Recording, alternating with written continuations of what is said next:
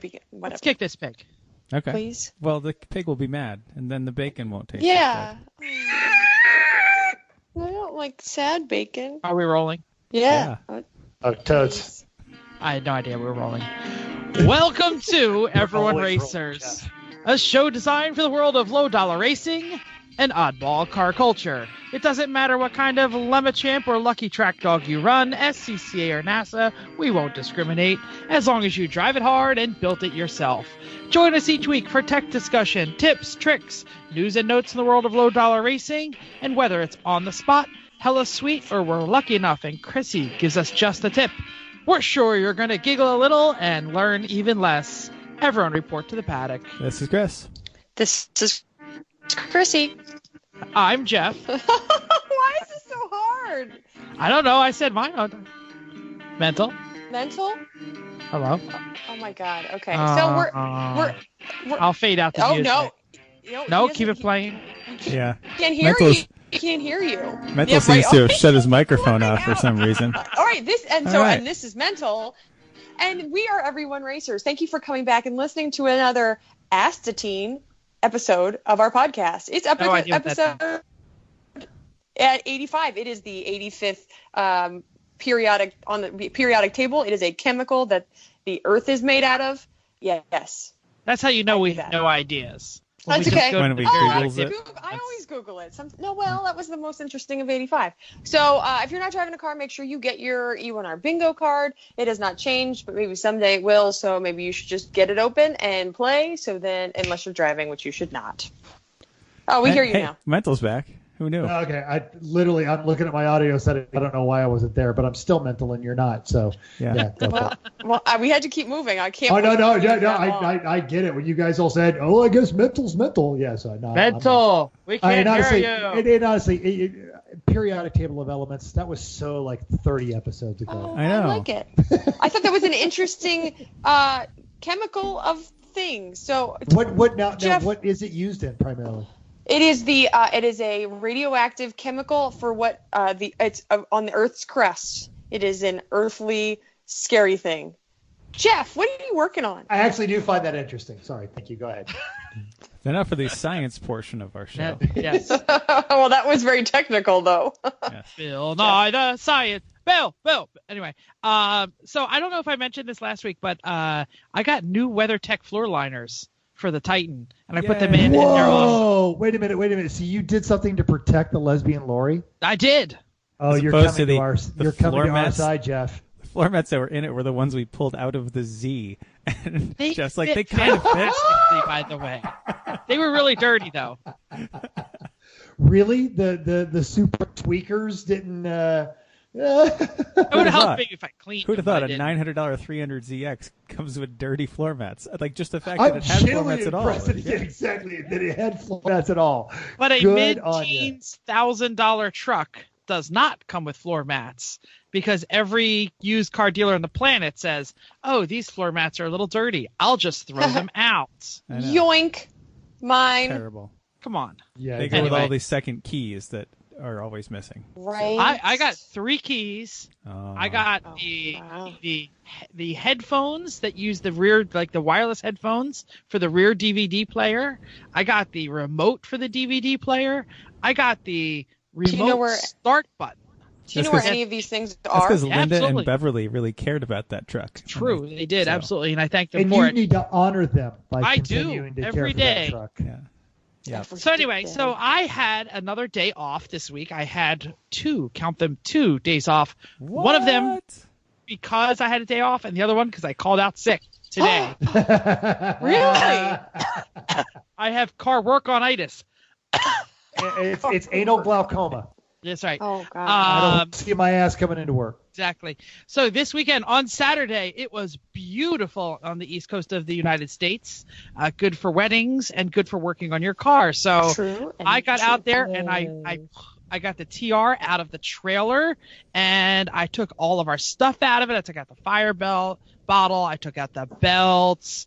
Let's ask some questions. Did the TR start? No. No, it did not. No. Does it have any gas in it? What? Why did you break the TR? I didn't mean to break the TR. I think it wasn't doing well when it... I think it's out of gas. Like, we didn't fill it really much on Sunday, and at the end of the day, it's out of gas. I rolled it out of the trailer. I did all the work, and then I ran down the battery trying to get it to start.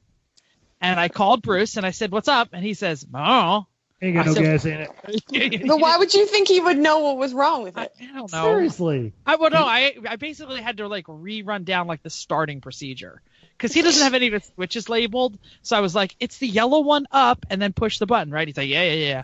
I said, "Am I missing anything?" He said, "No." Yep. So. Nope. Okay. That didn't start. I think it's out of gas. It could totally be out of gas, but I didn't have any gas to put in it, so there it is. Yeah. Mowing the lawn I did lot. that. You used it all for your lawnmowers? Right. That's what I was going to suggest. I will go out and put 5 gallons in it, and now the battery is all charged up. And I cranked it in by hand with ratchet straps because they were closer than my come along. So I have like blisters all over my hands. From doing actual work? Whose fault is that? Yeah. Making a poor choice. It's a poor choice. Yeah. My come along was literally like 35 feet away in a box, and I said, "I'll just do this with the ratchet straps." Don't do that. No, don't. It would surprise me if the starter interlock on that thing worked. So you could have just put it in first gear, hit the starter button, chugged your way out. I ran the battery down. Fine. You are an intelligent and educated and honestly mechanically skilled person. Stop trying to do everything with a pair of vice grips and a rounded off flat tip screwdriver. You have good tools. You know what? I had a yard full of drunken friends, like 100 feet away, that I could have gone and asked, and I didn't. I was like, they're busy drinking. Somebody hand me this? Yeah. Does your riding tractor work? Oh, I could have done that. That would have been. Push it with the riding tractor. That was actually just on Facebook. Why did I ask you people this like a week ago? Well, anyway, you're so used to doing everything the hard way because you've been doing it the hard way for so long. It wasn't you got to get used to like being competent. I know. I'm sorry. Why start now? Why start now? You don't understand. It's like ease of tool. Because, like I said, to come along, I would have had to go look for it. It was a box. It was buried away. Have you seen his garage lately? Yeah, the lawn tractor would have taken disassembling the fencing that is keeping the dogs together. Right. So that's I've seen that. 37 pallets and bungee cords. And bungee cords, yeah. Yeah, so. You know what? You're full of jink. So this is classified under general Wakeman problem. General Wakeman problem. Which needs to be added to the bingo card. Yes. On it. I like that. So again, Jeff, it's not like it's you act like you're me. You know, you just need to stop doing that. It worked fine. It just tore up my hand. No, it didn't work fine. It was. You blistered your hands. The car still doesn't run. You had to charge the battery, and it's all because. Well, no, but I wasn't waiting for the battery to charge. I just cranked it in there and charged. Anyway, what else did you do? Said one line I know. So far. Come on. Anyway, I took the snow tires off the daily driver. Yay! That's awesome. The summer tires, it's like getting a new suspension. I hear you. Jim got brand new tires for his Lexus. Did the tire rack recommended installer install them correctly? No, they did not. Yep. So they are sitting in the back of the lesbian lorry waiting for him to take it back to the P boys. The triplets of automotive repair. There was your first mistake in thinking they would do it correctly. Recommended tire rack installer. You know how you get on that list? You know better. You have certain equipment. If you have certain equipment, you get on the list. That's all. They've done all of our race tires. They actually do a pretty good job at my local P-Boys. But he has this point where he says, hey, jerk-off, see where it says outside? That goes on the outside. See where it says inside? That goes on the inside. You know, it took me over, I think, 2 years of ownership of my Mercedes to notice that one of my front Michelin Pilot Sport 3s was mounted inside out. Well, these are actually Michelin Pilot Sports also. Yeah. So I told him, I was like, look, they're not really directional. They're just kind of like the inside versus the outside. I think you should get a switch because the fronts are making a ton of noise on my car now. I think it's because they're running the wrong way. Well, he's going to get them switched. I just was like, put them on, stop running your snows, right, and then drive it in and be like, hey, flip them. I don't know, whatever. Yeah. Whatever. So I took the day off today to work on the RV and the insurance claim. I got an oil change in the daily, and I got a watch repaired. Woo woo. That's it. Woo. That's a lot. Yeah. It is. It's a pretty good day off for Jeff. It was. And I spent like hours with the wife. I haven't seen her in weeks. So that's weird. How's your lawn? Long. What? Okay, cool. No longer than anybody else in the neighborhood. It rained Chrissy! That doesn't mean much. Yes, so before the weekend, I also changed my snows over on Thursday. I know, it was so nice. We rolled them out of the shed in the backyard, and I put them on and did a quick look around, and I think hopefully things are okay. My Mazda is up for a power steering recall, which I need to get, just... I don't know if it's... It'll be fun to bring it in for the recall with 230,000 miles and a different engine and transmission. So does it have the same power steering pump? It does. Yes, okay. Same thing. And we've had one problem with it many years ago, and then it went away, and so I never had a problem with it again. But that's okay. I don't want to mess with that because not having power steering sucks. Well, so anyway, it's like a good filter is if the mechanic goes. Like after they do the recall, the mechanic's like, I totally need to road test this one to make sure.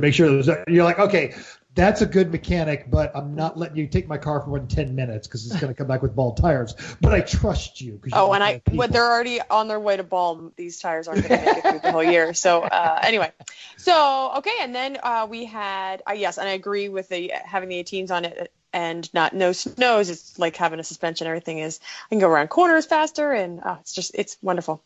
It's smoother, it's quieter, everything is quieter. Better. Yeah. I mean, snows are great for what they are, but having my old wheels on are fantastic. So now on to the fun. So we had a Matora Stewart wedding. It was a pretty fabulous event. We had a few hiccups with the venue, but other than that, it was awesome. So that was fun, and that was Saturday. And then we had a bunch of parties on Sunday. We had all kinds of family that was supposed to come over, family friends that came over.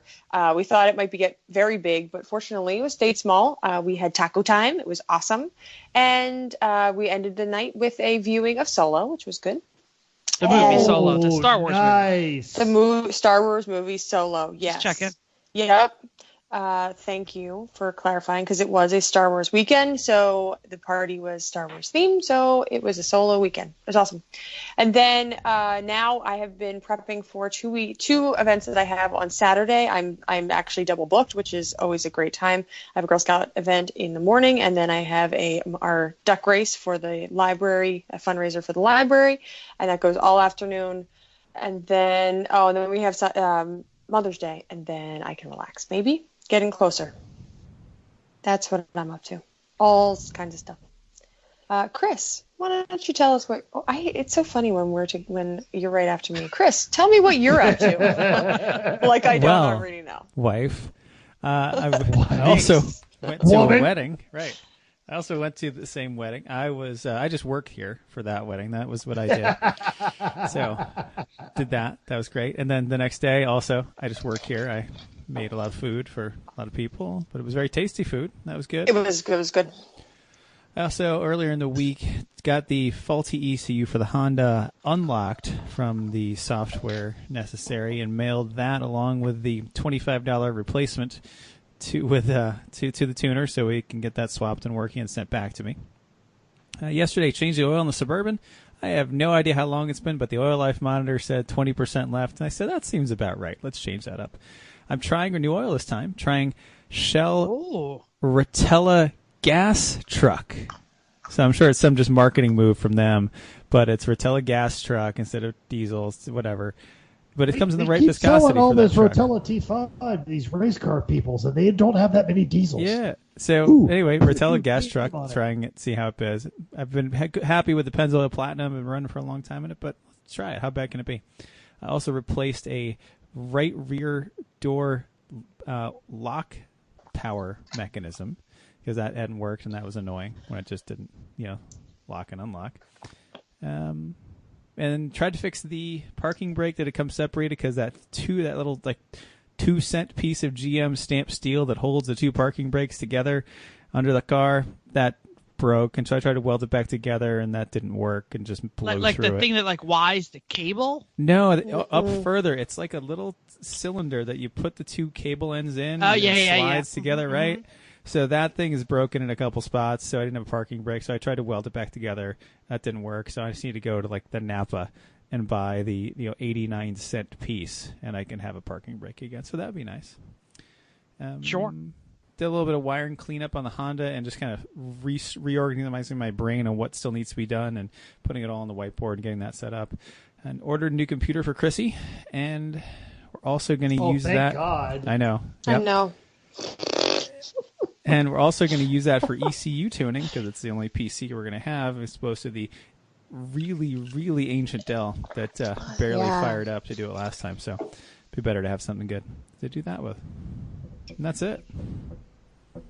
Mental. Cool. What's happening down in the South there?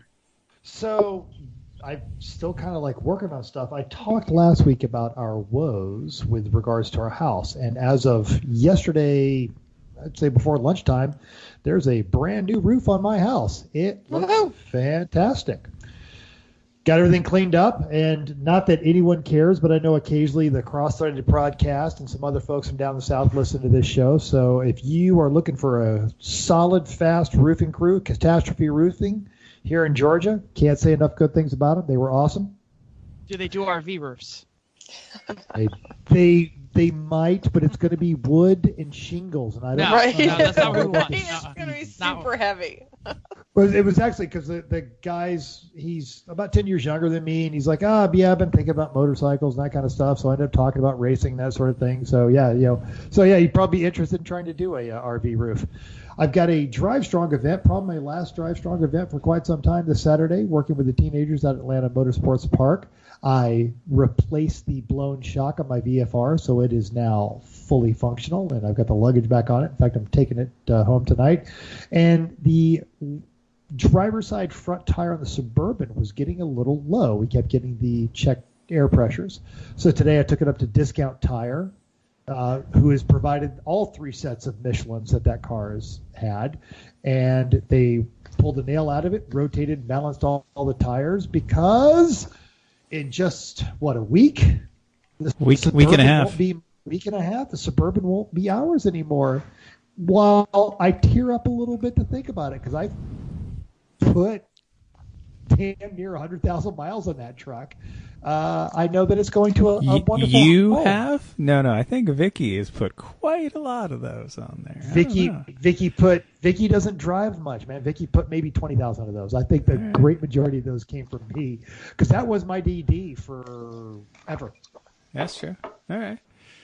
Yeah. So who's buying this? My parents. Chrissy's mom. What the hell do they need with a giant white Suburban? They want a beach truck. There's a spot in Jersey at Long Beach Island State Park where if you get a fishing permit, you can drive on the beach. And they like to go to the beach and also like to not be surrounded by swarms of people. Those two things are very hard to do in New Jersey. So if they get the fishing permit and they unless have you're a the fishing governor rod, and you shut down the whole beach. Right? Yes, Right. totally. And Because this beach is actually dumb. down the island from that, like quite close to that. It's on the same island park. Anyway, so they're going to get a couple of fishing rods and a fishing license, and they needed a truck to drive on the beach. And so we tried to find them something inexpensive and 4-wheel drive. And, well, wouldn't you know it, Mental happened to be selling that, and it's from the south, and it's pretty rust-free, and it can be fixed pretty easily because it's a Chevy. So I guess I'm flying down that thing we home. might know a thing or two about fixing those. Yeah, exactly. So yeah. I'm going to apologize already for everything that's wrong with it because it's my truck. But it's friend janky. I would rather have a friend telling me friend janky. Right.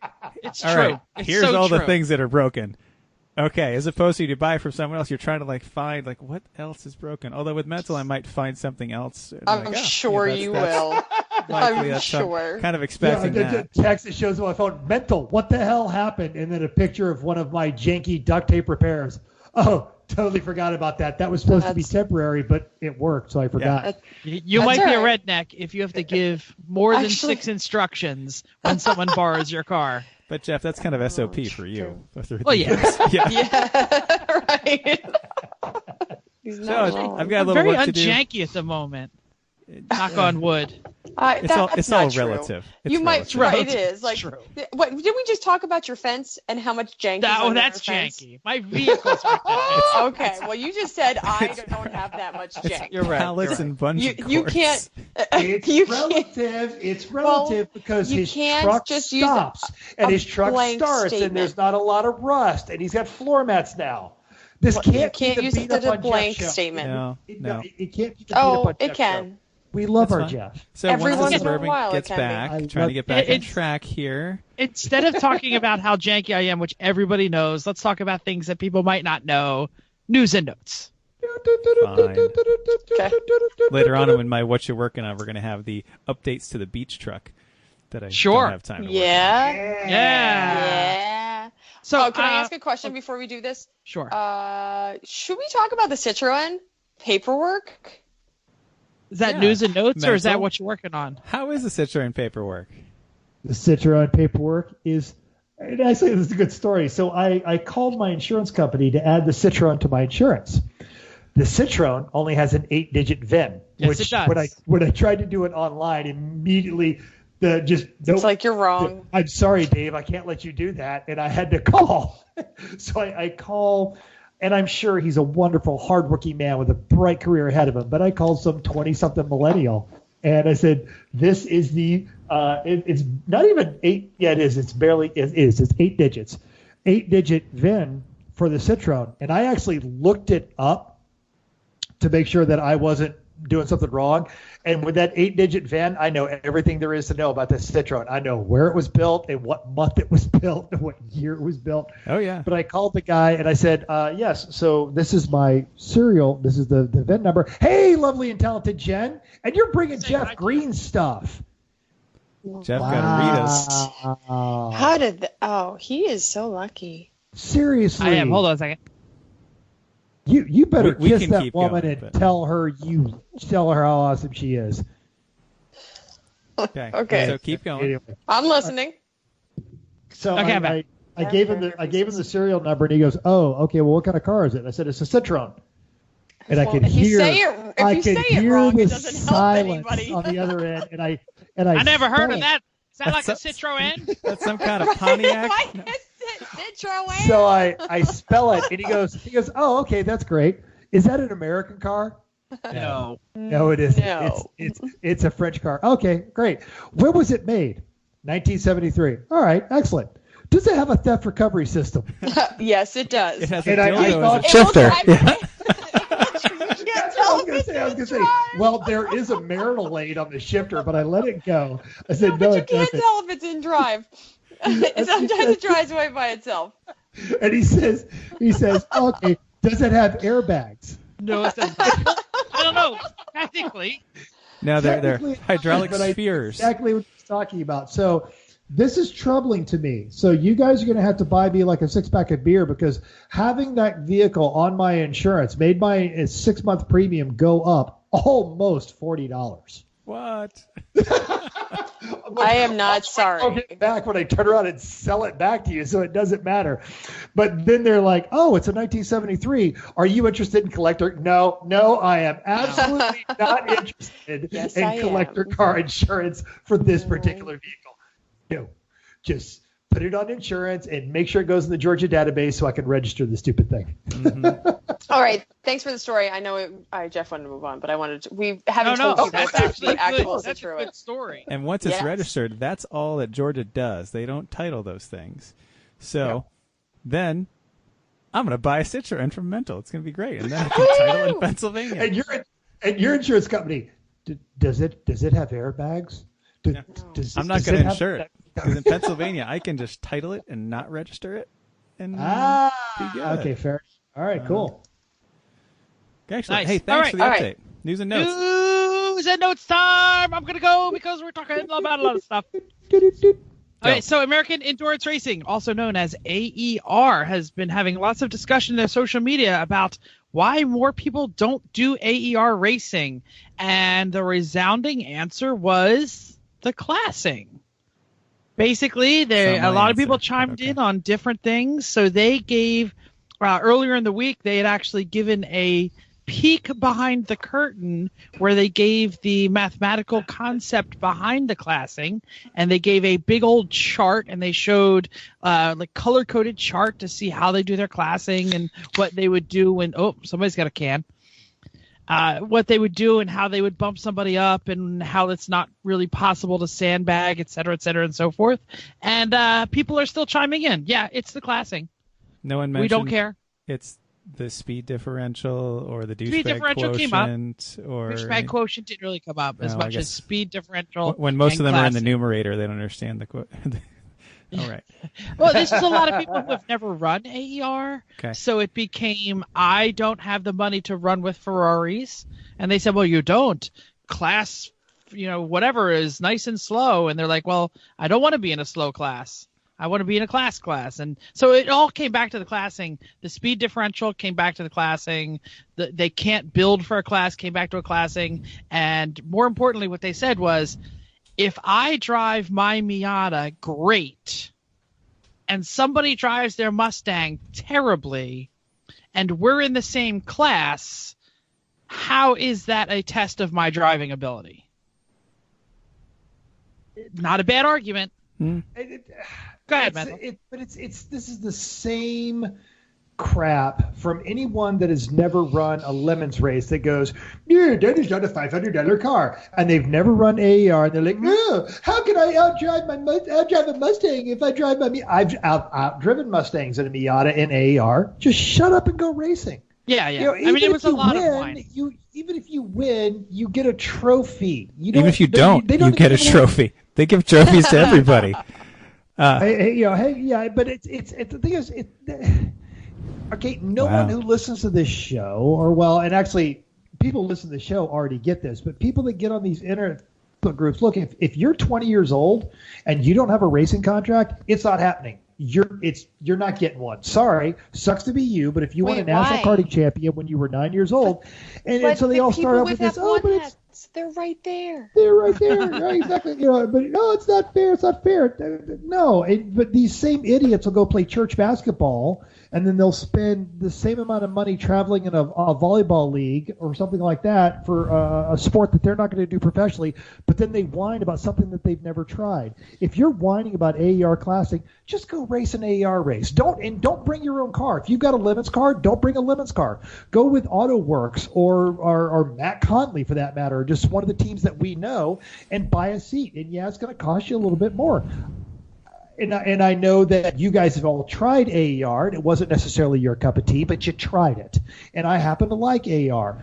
But people that don't do this, that start whining about it, I get mad when they do it at Champ. I get mad when they do it at Lemons. I get mad when they're doing it with AER. It's just no one who does it whines about this crap. Yeah, or at least totally. They do it in person. I don't remember who it was. I can't remember if it was Matt Connolly or one of the other guys said that they actually do surveys. They actually have a lot of technology and they do a lot of surveys, and like 97% of the people after the last 3 races said that they were classed correctly. And then one of the AER regulars said, but the question should have been, do I think every car was classed correctly? And it was an interesting discussion. If you have their Facebooks, go on their Facebook, check it out. But I'm going to be honest with you, Mental's right.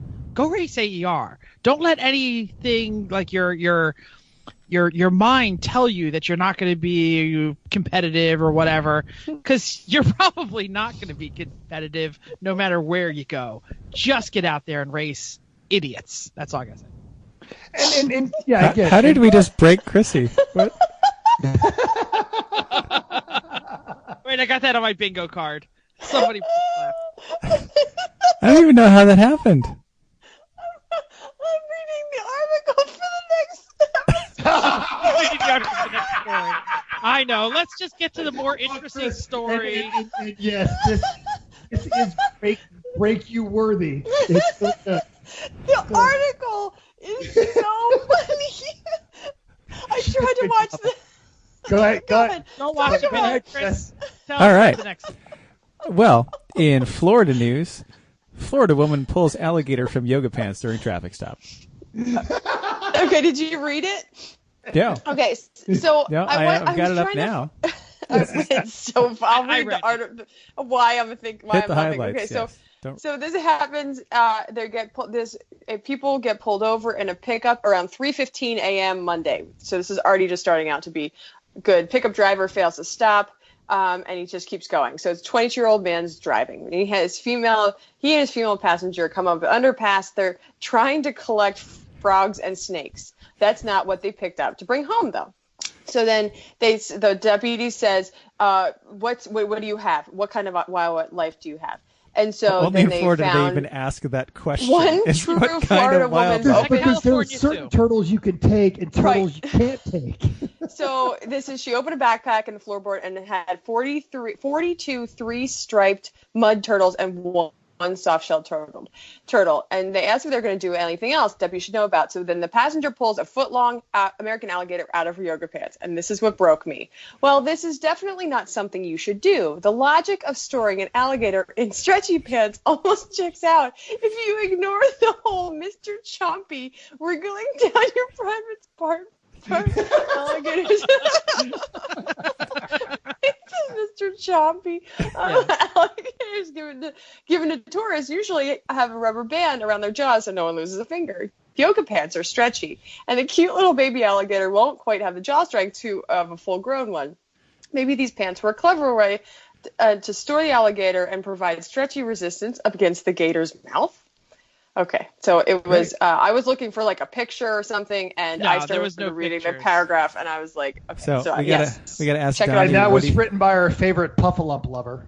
Yeah. Oh. And we gotta ask Donnie what he did with all those turtles next time we see him. So. Oh my God. Okay. Sorry about that. We should mention that was hilarious. The story from the drive had some sort of reenactment video. I didn't get to click it, but yes. Really? So check that out. Can only go well. Good. Link will be in the show notes. Oh, so Chrissy, funny. do you have a real story for us? I sure do. This is actually about racing, unlike Mr. Chompy in your yoga pants. We talked about Catherine Legge and her efforts with the IMSA GT3 NSX at Daytona. She's back at it last weekend in Mid-Ohio. Co-driver Christina Nielsen. They qualified 35th, fought to 28th overall, and a 57 Meyer-Shank NSX. They were 2 laps out of the class podium. It sounds like that was not very their podium, I guess, must have been pretty low. Those rankings don't sound very good. But we like her in our Honda, and we'll be rooting for them all season. So we'll be talking about women in motorsports as all of these things get set up, and hopefully everything is going to go well for them. Okay. Yeah, we do. We like that team. I want to see that team do well. I like ladies in motorsports, so there's that. And I particularly, and I like that one because she's really good. Okay. Now, in Porsche news, because I'm legally obligated to report on Porsche stuff, Porsche has to pay a $600 million fine for their diesel cheating, their part in the Volkswagen Dieselgate scandal. Now, U.S. owners can get a piece of this if they can get repairs and they can file for a cash settlement until the end of 2019. And this is all according to an article with Car and Driver, which we'll also have linked in our show notes.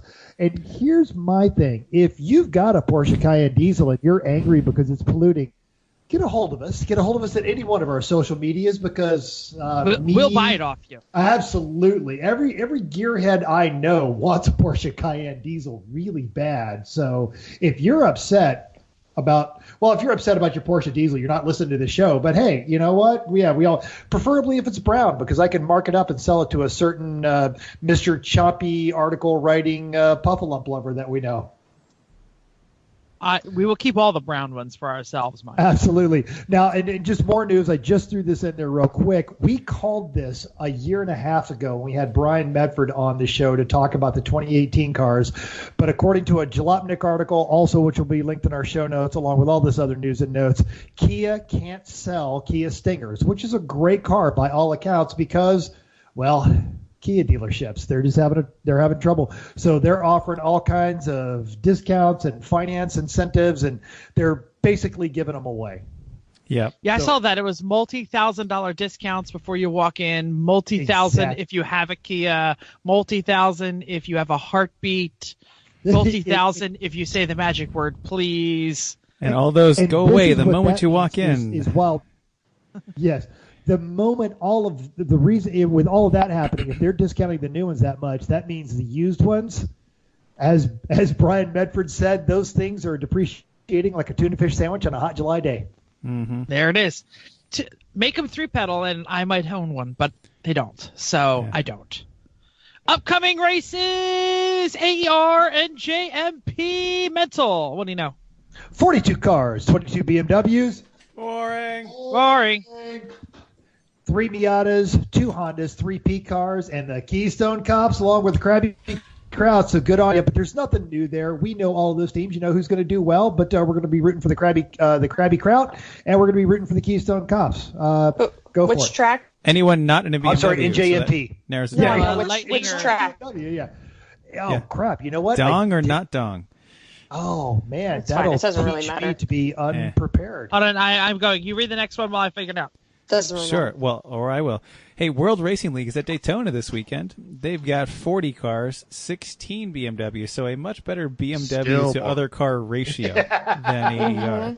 13 Miatas, 2 Hondas, 2 Porsches, and a Lotus Elise. Interesting. Ooh. Some teams we know a bit: Poisson Hall, Casey Carden with both his Miatas, no Cayman, no Isis, seeing the podium often as well. Good luck to all those folks out there. Their AR is running Thunderbolt. Sorry. Yep. Okay. I was just going to tell you that. Non-dong. Okay. Got it. Got it. Yes. Okay, so in a non-normal, I guess it is kind of endurance because it takes a freaking long time. One lap is going on right now, so there is plenty of carnage from the reports. We are not there, but our friend Seth is there. He's been there every year, every other year with last many few years different he's been kinds of, there. Yeah. and he's running with all remaining cars in his 03 Accord. So that means that at the end, if you don't remember what that means.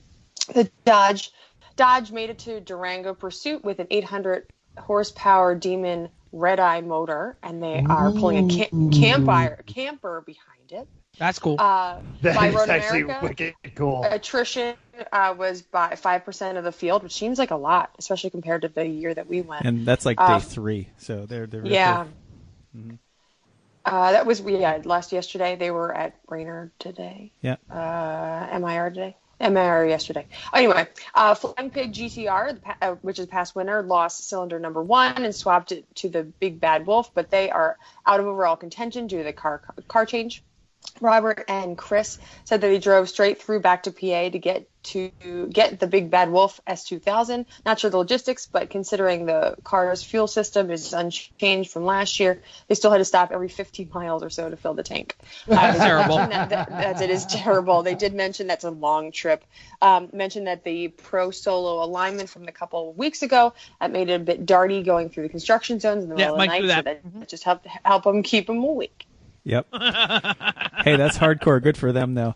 Jenna and her dad, Jack, they've Volkswagen runners on this thing for a long time. They burned through 2 valve covers on their GTI in a couple of days. Something's wrong with the tune there, I guess. And how do you burn through a valve cover? Yeah, something is going on there. It's a plastic valve cover that they have on those. Something's not sealing. Oh, okay. It's a Plastic Volkswagen. valve cover. So, yeah. Because the boost Does has that turned happen up to because they're 11, running I a bunch think. of boost? Yeah, okay, sure. yeah, that's what I was asking. Yeah, so they're running the boost. It just wasn't working. Whatever they were doing, it wasn't getting fixed with what they tried. So they got a ride with Brock in the minivan, which back to the host hotel, which was kind of sort of on the way because this route kind of went out and back and then out again. And they got their truck and trailer and towed back home. The Booth Motors GTR went into the wall and is, quote, borked badly. They got it in a limp home running, kind of nothing more. The whole front clip is destroyed. They knackered the driver's side of the car. It's a BMW M2, pancake suspension bits and a brush with the wall. The side airbags deployed. They're out. Yep. It was a Corvette this morning, got a DNF. Returned actually after hitting, I saw that the whole quarter and right rear side of that thing was done. But they keep driving it. They got it straightened out enough to keep driving, even though the body's bent. And then they left on their way to Minnesota after Road America, which is us. This is all. Most of these updates are from after Road America. So all these crashes happen at Road America, or before even. Or before, okay. Yeah, Road America is a long, fast course, and they were doing it in the wet. Mm-hmm. So hey, there you go. Yeah, okay. Shoot. And it's an old track too, so the pavement's not in great shape. At the very end of the long straight, it's there's a brick wall or a wall not too far from there. Yeah. The runoff didn't seem very good, and it was very well weathered. We did it in the dry, so it wasn't so bad. Andy Hollis has a very large lead in his McLaren this year. Apparently, if he just tops 5 the next couple of days, he should be able to lock up the overall win, something that has eluded him so far. Yeah, Mental.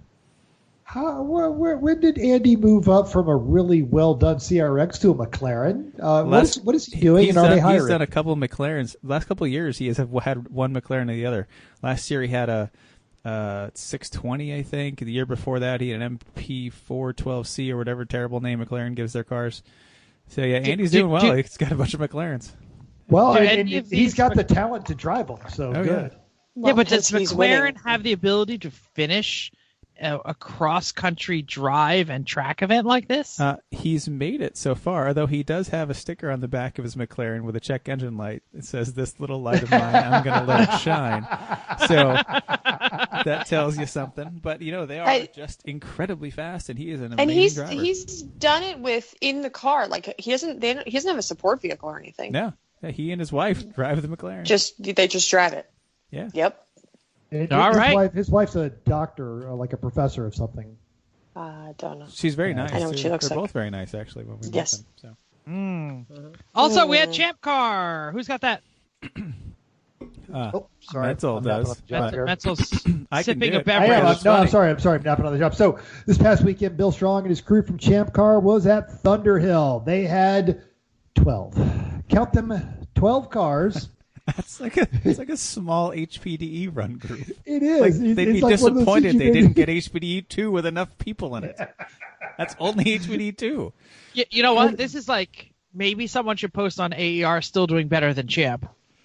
Well, it's Champ on in the West Coast. Yeah. And it's all the clown who shall not be named that just gave that whole organization a bad name out there.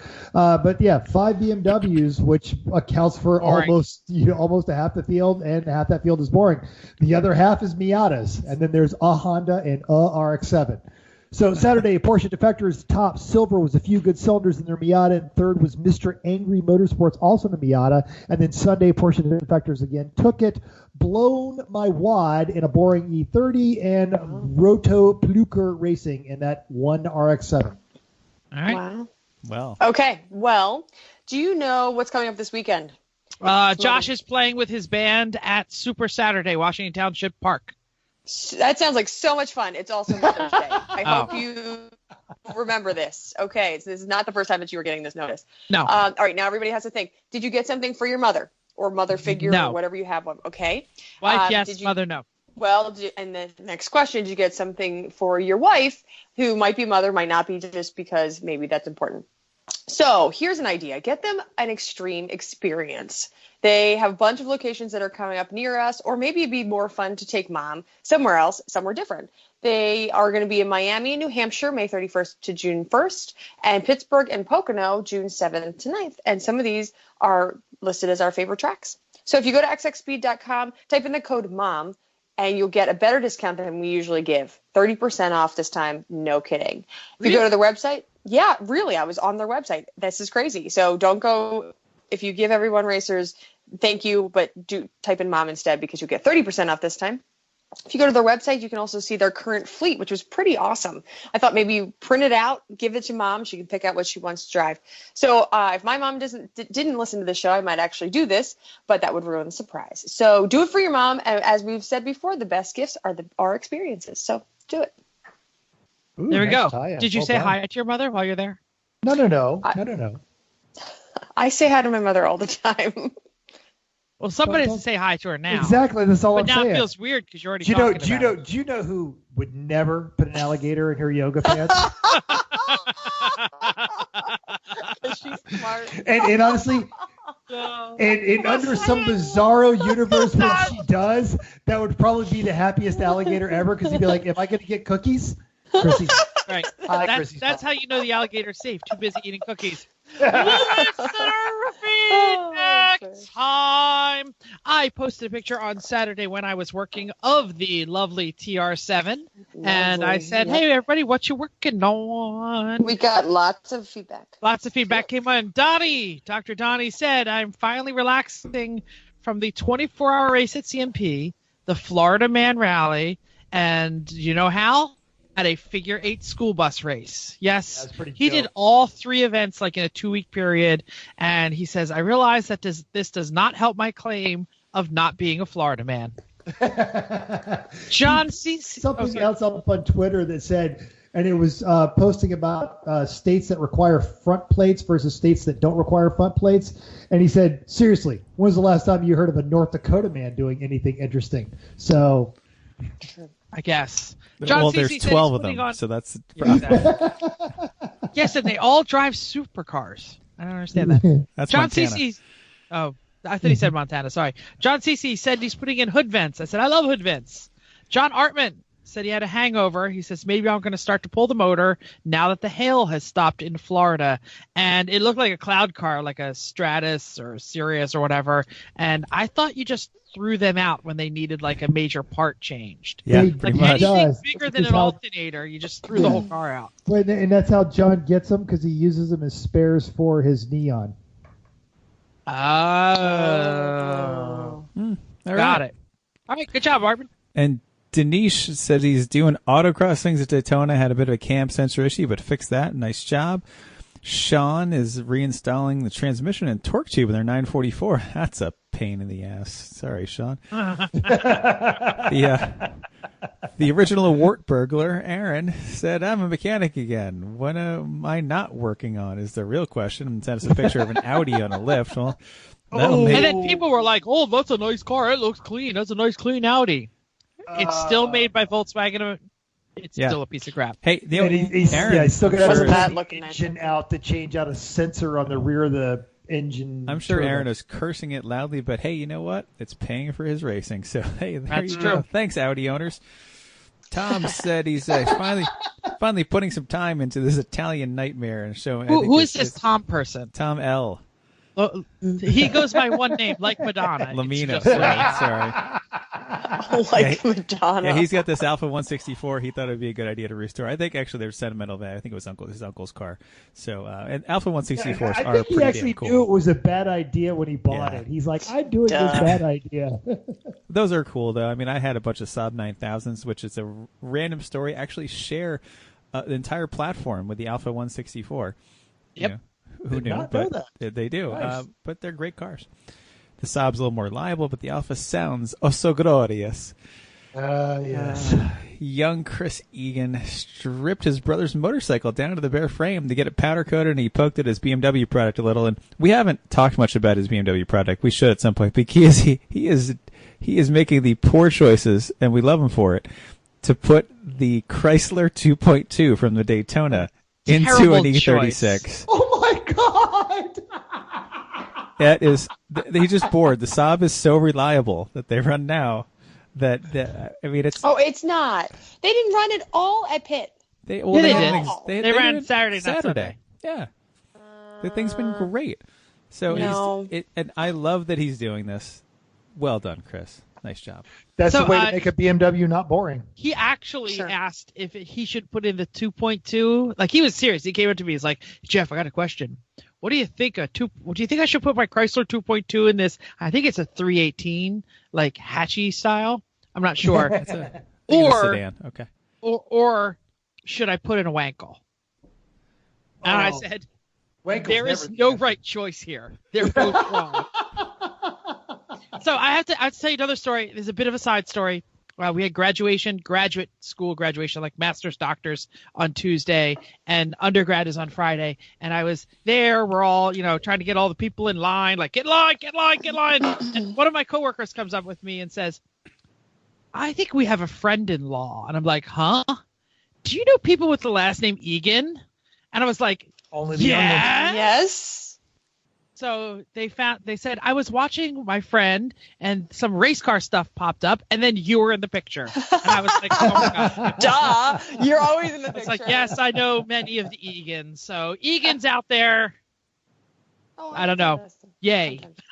Yeah. Yeah. I don't know what to say. Okay. All right. Let's keep going. So Jake McDonald made his Jetta engine bay not look like a BP disaster. Next step is the valve cover gasket. You should have done the valve cover gasket before cleaning the oil. That was probably a mistake. Well, you don't want to work in the car totally covered. When it's super gross. oily. You do, but we don't. Okay, our teammate Dave C said he thinks that you should wash the TR for Bruce. Oh, if it starts, I'll wash it. Right? No. Well, then you can get it out. Our friend Santiago said he got 14 tires in the back of the Roadmaster. Plenty of tire machine action coming up his way. That's impressive because I think like the best I ever did in the back of the Suburban was 16. That's a lot. We did a lot. It's a Roadmaster. Come on. Yeah, I know. That's true. We did a pretty good amount then. Anyway, important to know that Santiago has a tire machine. So let's get over there and start getting our tires mounted there instead. He's kind of a long way away. It's the middle of the country. He's on this side of the Mississippi, isn't he? Dave C has a tire machine too, and we don't even go use his. We were going to tell Bill F, which is leading to my next one. Bill Fisher is working on 3 different cars for 2 different events, repairing the El Jefe brakes, fixing Miata pulley belt squealing like a pig, and spider stang, tie rods, etc. to get it straight and solid. Did anybody see the picture under the spider stang of the tie rod? Yeah, well, I had it in my driveway and trailer. I've seen it plenty, and I'm appalled that they're thinking about getting it back. It is never, ever going to be either straight or solid without replacing the entire front clip, and then it still won't be straight or solid. Will it be better or worse than the TR? Yes.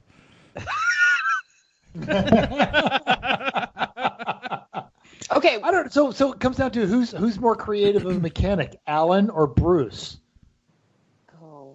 Bruce is way creative. Alan will do a better job. I'm not saying that one is better than the other. That's true. No, you're right. Okay, no. It's 2 different flavors. Bruce is not constrained by normal things like physics or good ideas, or you shouldn't weld that. I don't think Bruce has ever heard you shouldn't weld that. No. Why not? He's heard it. He's heard it. He just doesn't agree. Care. Yeah. Fantastic. Okay.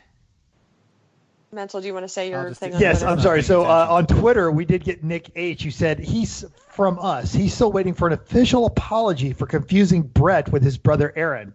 I now have 9 fingers for making that mistake once. And yeah, we do it all the time. And probably me worse than any of them is, Brett, Aaron. I know one's in California, one's in St. Louis. I know they're both awesome. They're both fantastic people. And yeah, whose beer did we drink? That was Brett. When I say Matt, that was Brett. At Pittsburgh. Yeah, it was Brett. All right, good. All right, so then I'm still talking I have them right then, because Brett's the mustached one.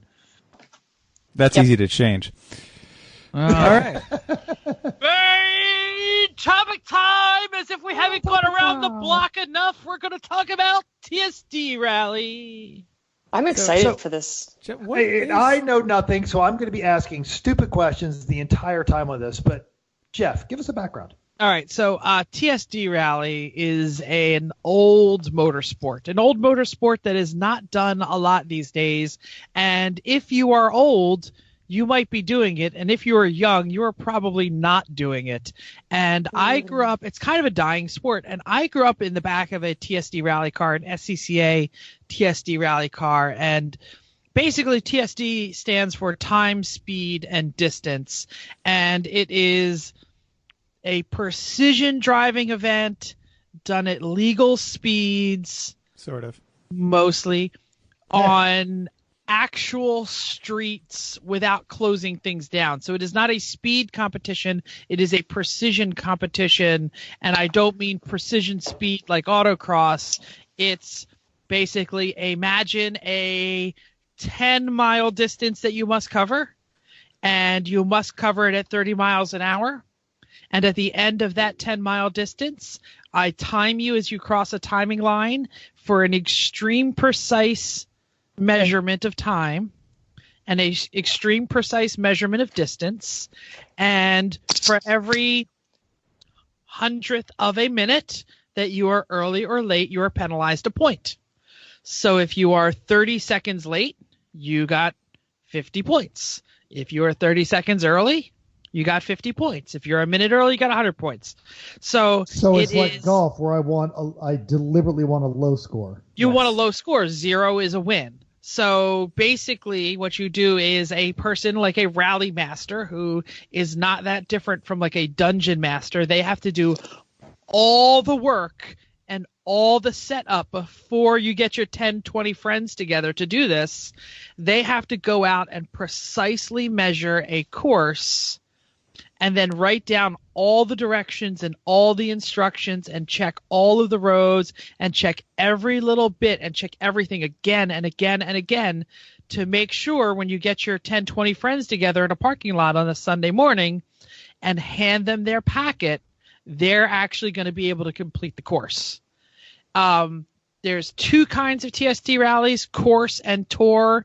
Today we're really talking about tour. Course is like, it's just not enough to be time, speed, and distance. So there's also like logic traps and things. Today we're really just talking about tour rallying, which is go this route. When I tell you to change your speed, change your speed. When I tell you to pause, you pause. When I tell you to go faster, you go faster. Do everything I tell you like you're my puppet. When you cross this timing line, I'll tell you whether you did it right or not. And it is precise. There are computers inside the cars. There are checkpoints along the way. Sometimes you have to write down your own time. Sometimes you actually have to have a set of friends sitting in the woods waiting for people to come down with a clock and an air hose, a pneumatic timing line. So it's hyper complex, but it's really good fun. You can do it in your MG, you can do it in your convertible, you can do it in your minivan with your wife. I didn't mean it that way. You can do the event in the minivan with your wife. You just might hit her in the head with a clipboard because you'll be yelling at each other. Matt, I see you got your hand up already. You said computer. I presume you're not talking about a MacBook. No. Sure. So if you wish to be most precise in these, you usually will have a precise measuring device.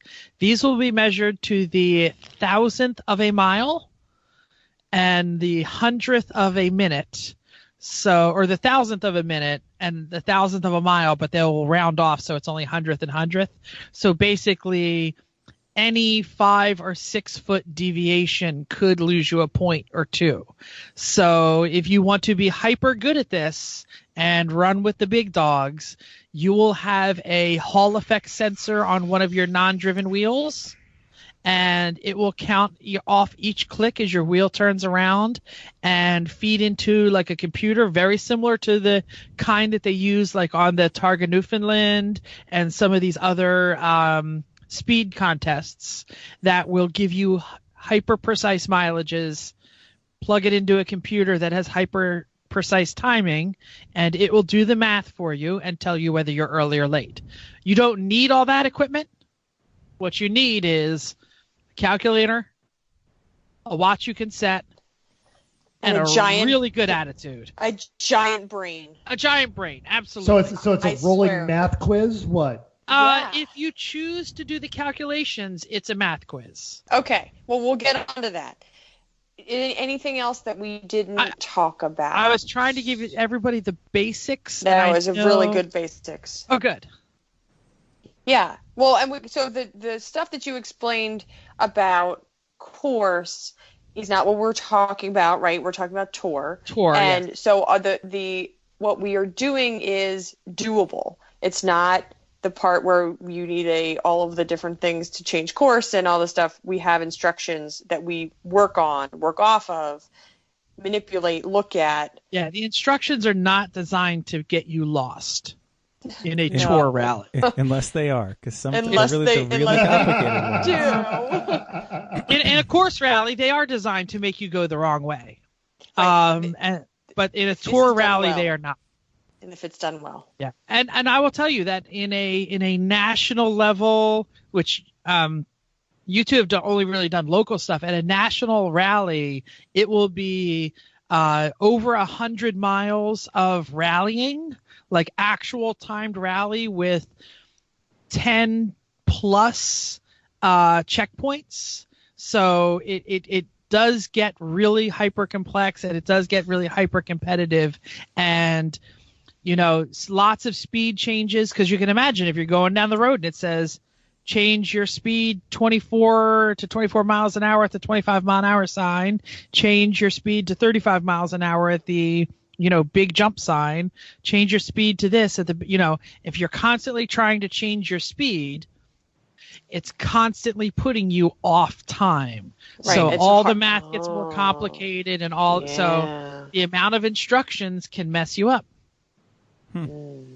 Yep. And things like, like I'll throw some instructions at you so you can understand what you're going to get in front of you. There'll be a piece of paper. It'll say, 1, 0 Eurodometer at this part of the parking lot. Exit the parking lot, turn right, and proceed at 30 miles an hour. At the next stop sign, turn left. At the next stop sign, turn right. At the next stop sign, go straight through. At the next stop sign, change your speed to this. At the next stop sign, pause 50 seconds. So you don't have a map in front of you. You just have a set of instructions. And sometimes they have little pictures. Sometimes they have little pictures. So you're basically never sure whether you're really on course or off course until you hit that timing line and someone says, "Hey, you found us," but you were early or but you were late. Yeah, but you don't know that at the time, and you don't know where the checkpoints are. You're just driving along, and all of a sudden, checkpoint. So mental configures can understand what we're talking about. That is a quick Google of the instruction. And that is called everybody. That is called a tulip rally. A tulip rally is a little different than a regular tour rally. They're all tour rallies, but instead of worded instructions, they'll have little stick maps that show you what the intersection looks like and how to enter and exit the intersection. And we'll put a copy of that, or we'll put a link to one of those in our show notes. Or just Google TSD tulip rally notes and you'll see it. Yep, that's what. How do you find out when you're lost? I mean, this just sounds like an occasion to get a bunch of people driving around. The next instruction doesn't show up. When you're looking for the next stop sign that's supposed to be in a half a mile, and you were supposed to see it was supposed to be a Y in the road, and you were supposed to take the leftmost part of the Y. When that doesn't show up in a half a mile, you've taken a wrong turn. And to trace back your steps and find where you got off. And I hope the law isn't listening, because if you were supposed to be going 30 miles an hour and you were off course for 5 minutes, how fast do you go to get back on time? Depends on how far you're off and if you can take time allowances. Right. Yeah. Well, I'm with you on this one, but it sounds like you couldn't do math in the first place, which is how you got lost, and now you're trying to do additional math on top of your already bad math. I don't want everyone to think that you have to do the math, because if you're in a novice class or you're just out there having fun, you can just drive the speed it tells you. We pretty much technically say drive about 10% over. So if it says drive 30, drive 33. If it says drive 40, drive 44, et cetera, and so forth. And that should keep you up on time. That's assuming that when you're seeing a stop sign, you're running right up to it, you're braking hard, you're pausing as quickly as possible, looking both ways, and accelerating up to that speed again. If you run approximately 10% over the speed, you'll do okay. So let's talk a little bit about classes too. Novices, I've never done this before, or I do these very rarely. Mm-hmm. Stock is your car is completely stock. All you have is your odometer. Well, novice is the same, right? So novice, you've never done them before, but you still have no computer. Correct. You just skip right through that. Yeah. So you don't have a computer. You're new at this. We were novice for a while until we put ourselves in stock. So, but we have no computer, using the car that we have, and the factory odometer and speedometer and a stopwatch and whatever else you want to have. And then, Jeff, can you tell us about limited and equipment? Yeah, so limited has the same kind of equipment that you would have in a car that is like running the Targa Newfoundland. So those of you who are into performance rally basically equipment. So it has a hyper accurate odometer and a hyper accurate clock, but they do not talk to each other. And this also includes a hyper accurate GPS. Okay. That's limited. So you have to do the math yourself. They say hyper accurate because you guys do this stuff up in the Pine Barrens. How good is your reception up there? You don't need reception because it works off your instruction. You have paper instructions. You don't. No. You said hyper accurate GPS. Hyper accurate requires at least 3 satellites. Sure. He means the mileage is based off the wheel. They have it's not required to have satellites. For the really equipped, for the cars with the computers and stuff, it's based on the actual wheel you have. Yeah. Okay, that makes sense. So it's a rolling wheel Hall effect sensor. So, and then equipped class basically means you have some sort of means of doing the math in your car. Now, in the 70s, and this has really been going on since the 60s and the 70s, there were things called CURDAs, which some of you Air Force geeks may know because it's all about doing hyper, mechanical computer that you can hold in your hand. If you find somebody really old who does math, they might know this. But then they got these computers that had Hall effect sensors, and now they actually are using GPS-based rally computers. There's a lot of apps out there that they have refined it well enough that if you're getting the GPS signal, you can run it without a wheel sensor. And so, when Chrissy I do know what you're talking about. Oh, go ahead, Mental. I'll say I actually do know what you're talking about because what that is it's not a measurement of your geographic location in reference to a satellite. It's a reference of your geographic location from a point of origin. Yes. And we actually do still use this because GPS is easy to jam. Mm-hmm. So Chrissy and I were running this. We ran in originally novice because we'd never done it before, and then we only did one a year, and then we moved ourselves to stock because we won novice a couple of times, and we just did it with the odometer in the car. At first, we were in the Pine Barrens, so it was off-roading. We did it in the Land Rover, and then in the Suburban, and then eventually we used our Mazda, and the Mazda was the best of all of them for one very simple reason. The odometer and speedometer were perfectly accurate.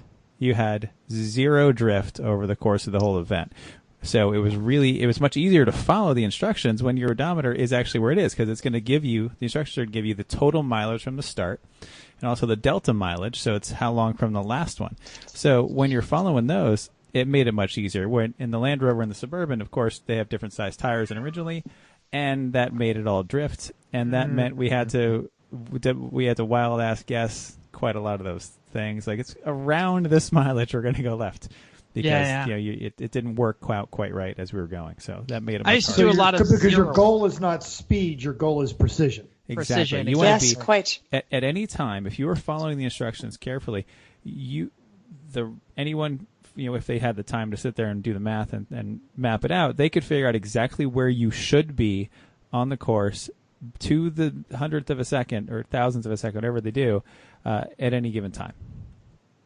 And that's the point, is you need to be exactly where you're supposed to be, and they'll throw checkpoints in where you have absolutely no idea where they're going to be, and the farther off of your prescribed time, the more points you get, and points are bad. So having the super accurate odometer in the stock 2007 Mazda 3 with the snow tires on it was perfect. So that was our ride of choice.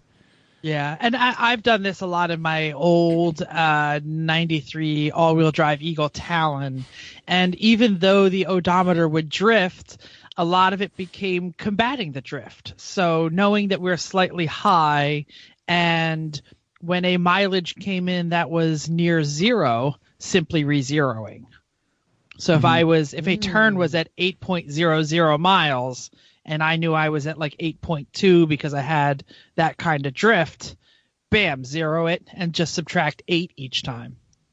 Mm-hmm. So you can really do this with a stock odometer, a stock car, driving 10% over, having a good time.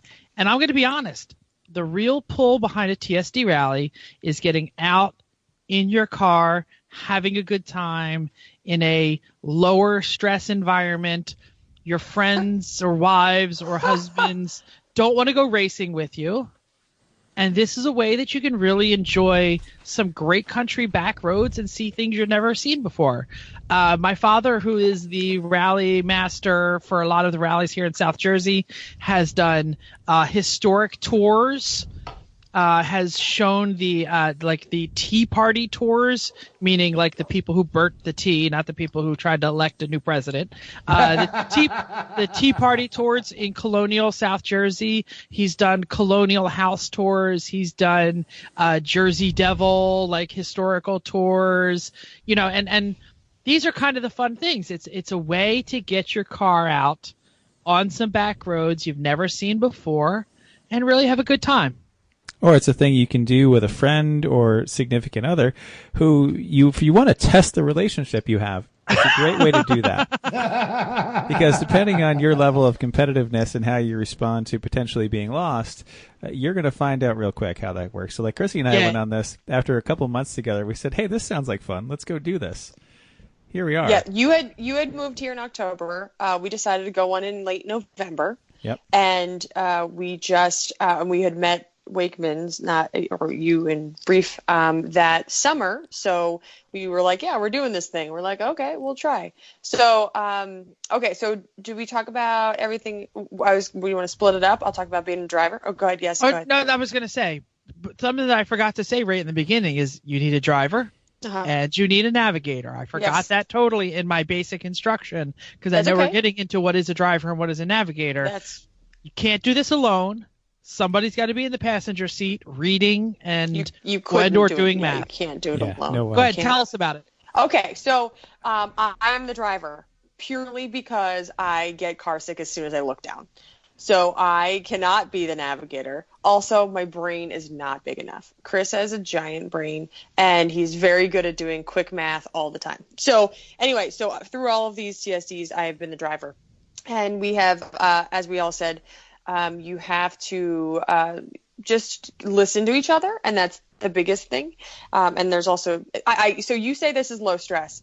It's because Chris and I are low stress. It is. You choose not to be competitive. Shoot, it's never been low stress. Yep. It could be low stress if you want to have a good time. We, especially since we started doing pretty well and then winning, this has been like a thing that gives me nightmares before we actually do it. And I end up sitting, I drive like this.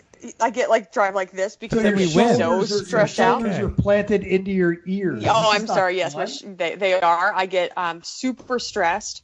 Anyway, so I drive. My job is to keep steady speed. So there's typically Chris is gonna, and he's my co-pilot. He's gonna give me the instruction, and we found, especially towards the last one, that saying the instruction back to him is integral to remembering what you have to do next. Yes, there is so much going on in my brain that I am trying to keep up 24. I have to do it. I have to keep up 24 until we should be getting to this point. I'm watching the odometer. I'm watching the speedometer. I am trying to keep a steady speed. And there's so many times where I start thinking about something else or thinking about the road that I'm on. And Chris is like, I said 25. You're going 27. Like, keep up. And he's watching me. It's hard to stay as the right speed because sometimes it feels slow. Or fast, depending on the road. It's an excellent point that you make there because it is a real life skill because that's basic crew resource management. Is you don't acknowledge things by saying gotcha, sure, no problem. You repeat the instruction given back to you because that way you close that communication loop of knowing that you are doing exactly what the sender told you to do. Like he says 25 and you hear 35 and you go gotcha, and he doesn't notice you're doing 35 for a minute and a half and now your calculations are off. I would have noticed. That's a generalization. Oh yeah. What would happen Chrissy, is especially you coming from a safety background, is that's how a lot of these things start to fall apart is ineffective communication. No, we talk about unsafe or safety. Go ahead, Chris. What do you say? What would happen is I would say, okay, in 0.8 at 25.2, left turn, speed 37.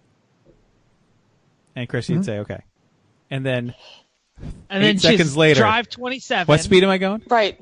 And then and half a mile later. Wait, how long? Where am I turning? What's the odometer? Right.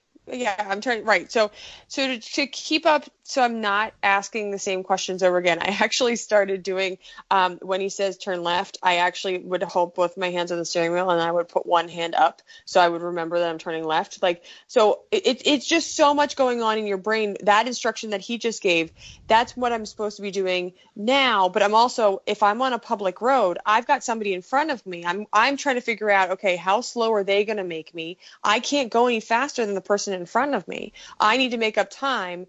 And all of this was one instruction for how many miles did we used to do? 80, 40 out, 40 back? Yeah, 80 would be about a normal. Yeah. So we were just, so you're doing this and you were, that. oh my gosh, it felt so long. Mm-hmm. It's a full afternoon. You might leave at a 9 or a 10 a.m. and not get back until 3 or 4 in the afternoon.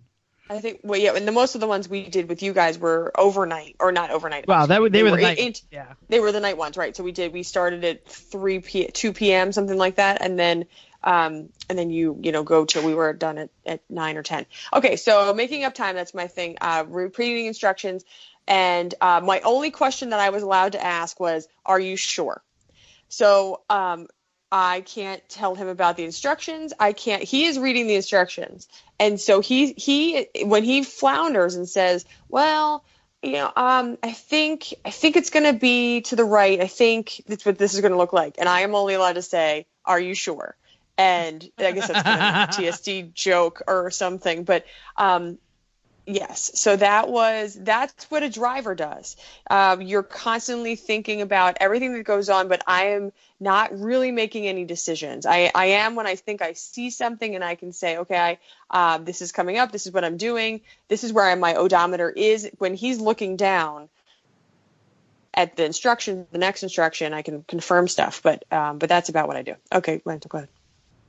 You said, Chris does the calculations because he's good at that kind of stuff. And you say, because I don't like to think. But everything you just went through, obviously the navigator's driving the car, but you have to be very precise. You have to be, it's not like you're just kind of there chilling, got your gangster lean into one side. So it's even the driver, while you're not doing the calculations, you're still extremely involved and you're still actively involved in the competition. Yes, but the navigator's job is way harder. Yes. Yeah. All right. Go ahead. That's navigator. Go navigator. Do you like math? If the answer is no, then don't do this job. It's not for you. I'll be driving. There's a lot of math going on. A lot of math can be happening on the fly while you're driving. A lot of math can, if you do it ahead of time, will help you. And there's also a lot of educated guessing and kind of rough reckoning based on what you know. And you have to give the driver something. That's a good way to put it. So, yeah, Chrissy. Real quick, I forgot that when we got these tulip instructions, you're only given them, a half an hour before? 1 hour before usually.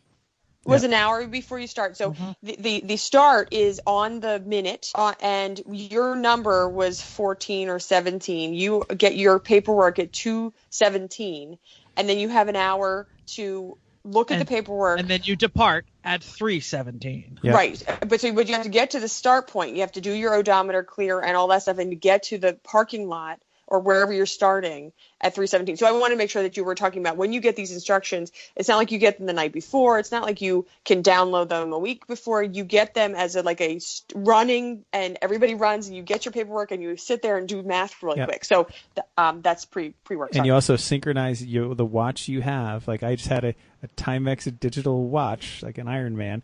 Nothing wrong with that. You synchronize it to the rally official time to make sure you're on exactly the time. Because if you're 20 seconds off, well, then you're going to be 20 seconds off every single checkpoint automatically right there. So once you've got the paperwork, you start doing math. First thing you want to do is noting what your delta times are and start highlighting things. And you want to highlight anything that's really quick or any weird changes to speed, or if there's anything that's like a 0.1 or 0.2 between the turns, really anything less than 0.5. You want to note that. Any weird instructions, highlight those first so you make sure you get them. And if you're doing a night rally, make sure you use... Yeah, exactly. Night rally... And when you flip the page. You usually write the instructions on the top of the page or the bottom of the page. I'm getting there. Thanks. Use a purple highlighter if you're doing a night rally, because you're going to have a light on to see the instructions at night. Usually I use a headlamp with a red cover so I don't wreck the driver's night vision. The only color highlighter you can see under that red light is purple. So do that. Yeah. So then I did all right with a yellow. Yeah, purple works great. So then you start going through and doing the math. So you want to check for what your deltas are.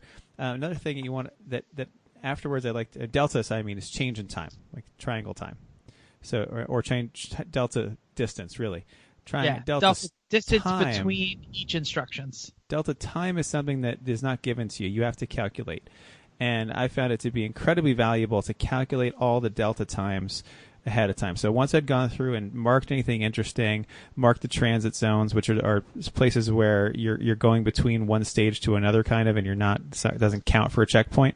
Mark anything weird, go through, check all your deltas, and then go through and try to calculate all your delta times. Because if you know you have to go half a mile at 30 miles an hour, you can calculate exactly how many seconds that is. So if you go through all 100 instructions you got for the first half of the rally and figure out your delta times for how many seconds for each one, you will then be able to calculate at what exact minute and second you should be executing that instruction. Yeah. Then you can give the feedback to the driver of, all right, we are 6 seconds late. Go a little faster, or 28 seconds early, or you don't tell them that and you just give them a different speed. Not what the rally book is instructing. You give them a different speed to try to get them back on target. So it doesn't reset at each checkpoint. So if you're 6 seconds late, you're 6 seconds like at every one of them. It might reset at each checkpoint. Well, you just go faster. Depends on the rally. If you're 6 seconds late at one, then you go faster enough so that the next one you're back on time. Well, what Chris is saying is that at each turn. So if you know at instruction 28 you're a little behind. You tell your driver to drive a little faster. By the time you get to instruction 30, hopefully you're on time again. Mm-hmm. Got it. Exactly. And by the way, if the checkpoint was at instruction 26, you're borked because you were early. Yeah. And otherwise, the only reference you have is they occasionally will give you a key time during the instructions.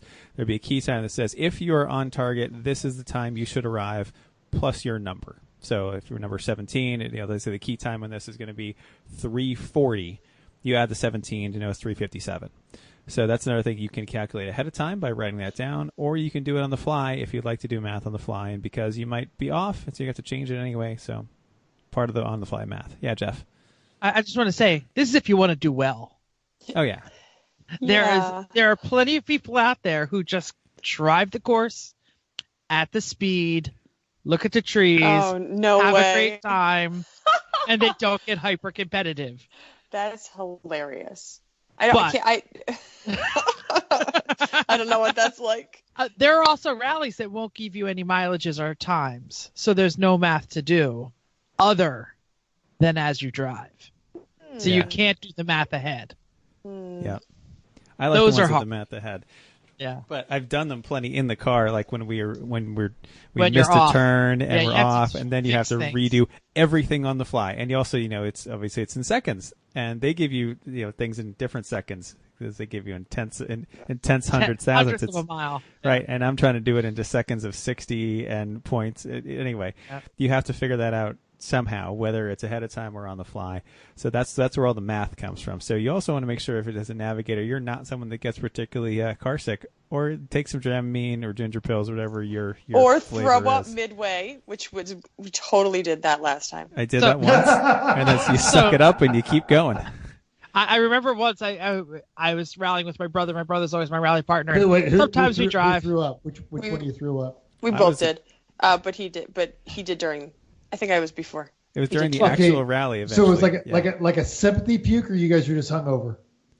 No, it's motion sickness. Because when you're looking down, doing math while driving on back roads. On like twisty roads, or in like one of the key is never to look up and down. You just look one direction or the other.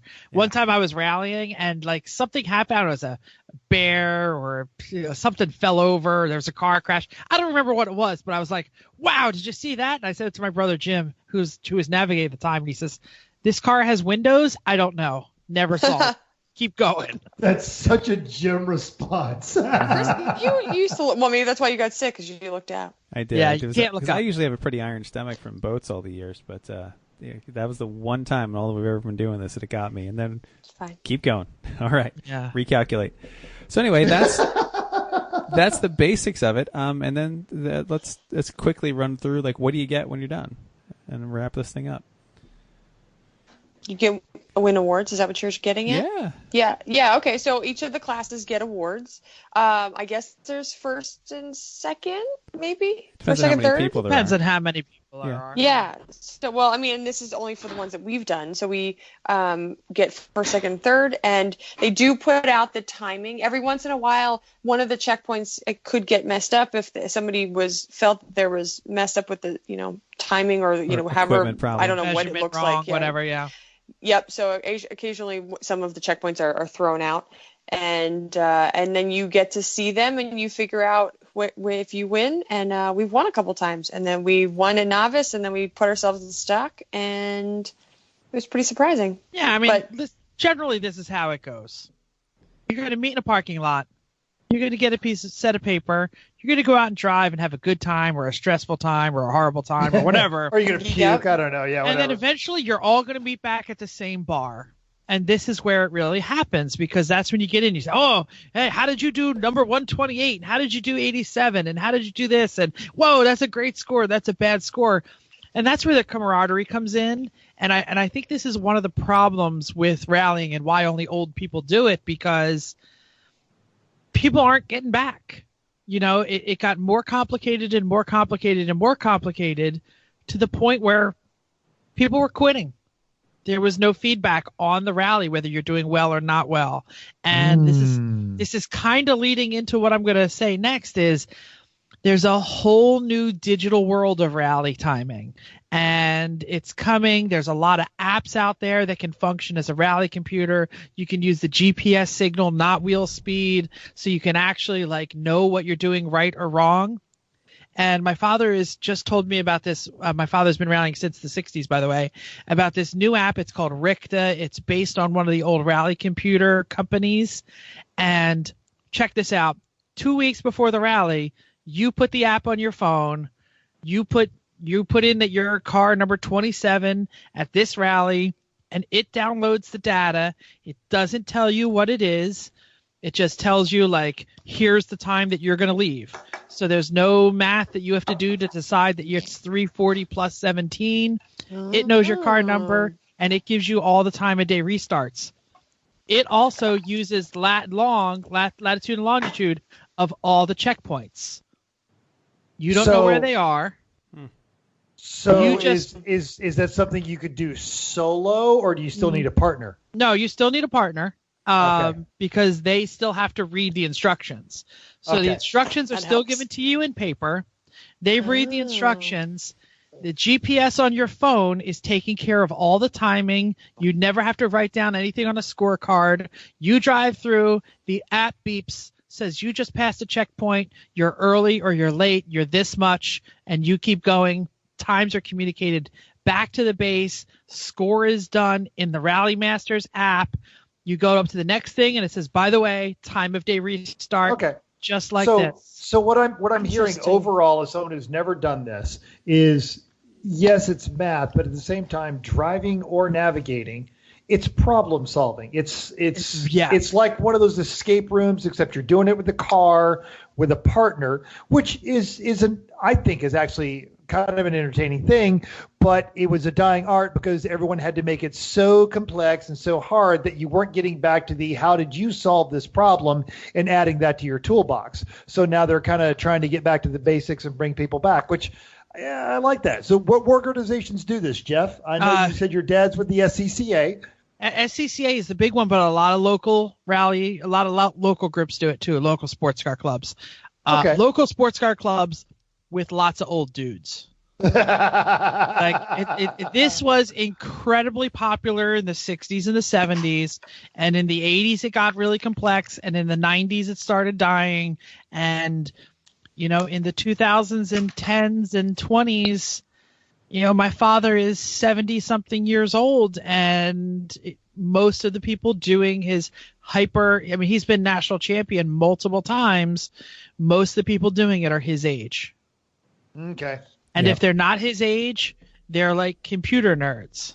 Mm. And now these computer nerds are starting to write these apps. Yeah. And now they're starting to write these apps, and these apps are fantastic. My father hasn't yet done one with the app, but he promises to tell me how it goes. He's doing one in July. Well, because his jitterbug phone is still a flip clamshell thing with just buttons and no tech. Look, my father has a smartphone, or else how could he Facebook all those things about Donald Trump all day? Exactly. How could he retweet? My dad just does it yelling at the television. I don't know how, but. Yeah. Go ahead, Chrissy. I think the app sounds like a good idea because of a lot of the paperwork that needed to be done when we did the rally. It was terrible. It was so much. We just sat around and wait. We drank so many beers because we were just waiting for the scores to happen. Like sometimes it was like an hour, 2, depending on how many people were helping. Well, by the time they got all the cars' information back, they got all the paperwork. When accounting for all the butts that were like, you didn't count my TA for this is wrong. You go back to go print it out again, coming back, like it was just a lot of work. So having this electronic actually makes sense. It totally makes sense. And if all the people rallying weren't 150 years old, it probably would have happened 5 years ago. Right? Yeah, absolutely. So smartphones is the devil's work. Actually, the problem is that the really serious people weren't trusting the GPS signal. So the real serious people weren't building it. The timing crystals and because the cell phones are on cell phone time, which is not always perfect. Time has to be perfect. So and you can't change the cell phone to make it rally time. So those technological hurdles have been leaped, and now it is getting more and more mainstream. Well, that's fun. We should have to try one of those with the new thing. That's good. Interesting enough, this fall, my father's going to write one. Cool. He's going to do the rally in July in, I think, Wisconsin, and then he's going to take the app, talk to the rally master, and then design one in South Jersey. Cool. Excellent. We haven't done it in a while. All right. And anything else on this topic? Oh, sorry. Chrissy, just when I went back and found all of our pictures from that we posted from Facebook from years and years ago. So when we post this episode, we'll put some of the actual photos of the cars that we ran. And if you've had TSD rally experience, drop us a line on any of our social media. None of the listeners, because they're all 150 years old. Yeah. That's why we did this. We said, well, let's tell people about this obscure form of motorsports that we happen to know something about. So, anyway. By the way, do you want to know where it's extremely popular? Wisconsin, Michigan, up there in the Upper area. The New England region is very good, and the Southwest of the United States, Arizona, New Mexico, very big. Interesting. We know somebody who's moving to the Southwest. Yes. Yep. I won't tell you where though. And my father will fly to all of those areas to do national rallies, rent a Ford, whatever he can, with a V6 in it, and beat the piss out of it for 3 days in the back roads. He and return it covered in mud with an $8 trophy. He needs his plastic container with the 2 bungees that snap into the defroster. You always know a rally's car because they have some sort of bungee cord system in their car so that they can read things while they drive. We know it's a Wakeman car because there was just as much trash, if not more, in the car than there was your car. Truth. Not even exaggeration. All right. Yes. And on that note... On the spot time! I believe it's Chrissy today. It is. Okay. Get ready.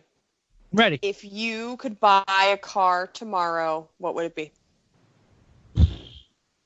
Does it have to be a new car? Like any restrictions here at all? Like with the money I have? It's your money?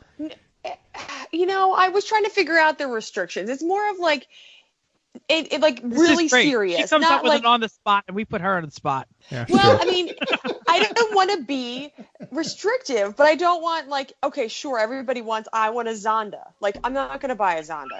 Nobody wants a Zonda. Fine. It's the first obscure thing I could come up with. A Zeta Marauder V16. That's They just restored one of those, so yeah, it's on the market. So I was trying to put restrictions on it, but if I'm just gonna go out to the store, is this tomorrow, one car we have to live in every day? You get How one long car. do I have to keep it?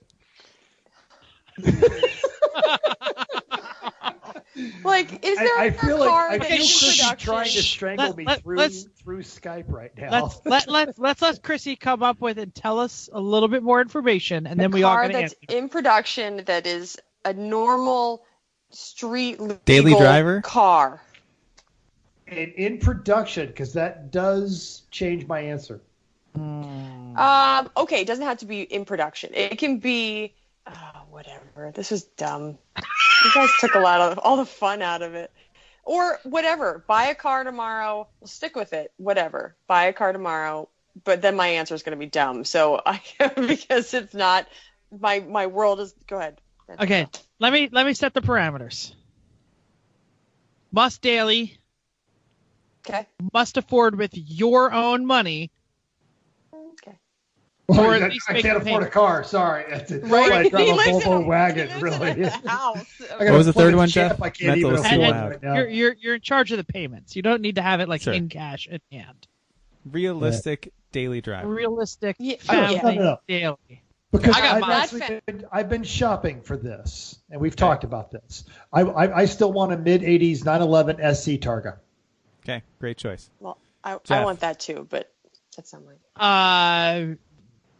Lightly used, perfect on the lot, 2 or 3 year old off lease, white Focus ST.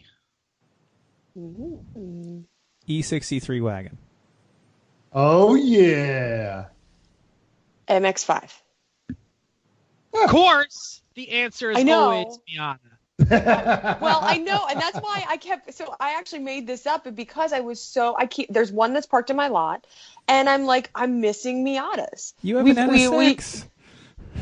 But it's a Miata. There's no. Can I say I drove the Corvette a lot today. We went out shopping with it, and the wife was in the passenger seat, and there's just nothing like beating the piss out of an underpowered 2-seater convertible, driving it at 7/10 on the highway and not killing anyone. Because in the NSX, you can't just be flat out all the time, and in the Corvette, you can't be flat out all the time. But I am nervous when I drive the NSX. I had a rock come up into my windshield, bust the windshield, and I was in trouble. So I want an MX. The insurance company paid $2,600, but you were fine. I hear what you're saying, Chrissy, because it's well, you guys bought it to have fun, but you still look at it as an investment car. The thing about MX-5 disposable nature of a Miata. All the way from the dishwashing fairy to my friend John Raymond, who has both an NA spec Miata and one of the new RF Targa Miatas. I've never met a Miata owner who said, this was the dumbest car I've ever bought. No. Everyone who ever buys a Miata loves them. And they usually end up with more than one over time. I've had 4. Right. Yeah. I'm ready for my next. Yeah. Yes. You still have one, don't you? Oh, no. It's look at that. Have you looked at, because I know you're quasi in the market for a new car. Have you looked at the RFs? No. Because they're quite affordable. This doesn't fit the thing. This doesn't fit what I need. This was just supposed to be if you wanted to buy something right now, that's what it was prompted by. Miata. Summer's coming. Buy it and sell it in the fall. Maybe so. You won't even lose any money, probably. I know. True. No, it's the other way around. You buy it in January, sell it in July. Yeah, but she can't drive. She just wants to drive it. She just wants to drive it. Not worry about it. Okay. This is on the spot. It didn't have to be what are you going to buy. It's what would you like to buy. All right. Great. Show promo! Which is a new thing because we've been pulling a lot of this stuff out of our collective backsides. We didn't talk about the Florida Man Rally because next week we proudly welcome back guest number 1, Eric Rude, and we're going to talk about this past rally, the upcoming Banger to Banger rally, as well as his experience with Tammy at CMP. To wit, he says, and I quote, Tammy Lynn is a plague upon this racing series, a fantastically talented plague. I hope I'm the first person in human history to use the phrase fantastically talented plague. And for that and so many more reasons, we are really looking forward to having Eric back on the show. So send us your questions. Yep. I don't know what this Tammy story is. It's CMP fun. You'll hear it. I missed this. Anyway, thank you for downloading us and doing the math on this episode. We hope you enjoyed this TSD episode of Everyone Racers. We also hope you'll join us in the world of driving, racing, and rallying because everyone can be a racer, even you. If you enjoyed this podcast, subscribe. It's totally free. Then go to iTunes and give us a 5-star rating. Even if you hate us, even if you own an Android, go to iTunes, give us a 5-star rating. Tell us why. If you have any questions or show ideas, drop a comment on our Facebook page. Seriously. Android for life, yo! Anyway, I was showing it to the camera. Play the music, Jeff. Questions or show ideas, drop us a comment on the Facebook page, Everyone Racers, or email us at everyone.racers@gmail.com. Find us on Instagram or Twitter at Everyone Racers. Thanks again, and until next week, keep the shiny side up. Unless there is no shiny side, then just keep the wheels down.